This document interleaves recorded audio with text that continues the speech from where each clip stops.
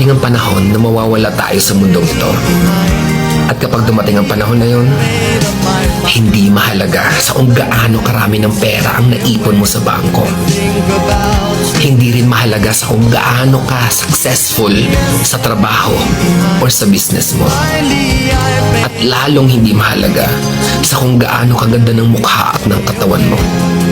Dahil ang mahalaga pagdating ng panahon na yun ay ang sagot sa tanong na naging masaya ka ba?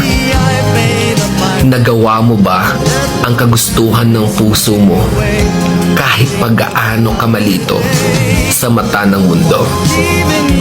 Dahil sa huli naman, ikaw naman magdadala ng mga memories na yon sa libingan mo. Hindi naman ang mga tao sa paligid mo. So make sure na bago pa dumating ang panahon na aalis na tayo sa mundong ito, siguraduhin mo sa sarili mo na magiging masaya ka at magagawa mo ang kagustuhan ng puso mo kahit pag-aano ka kontra ng mga tao sa mundo. Once more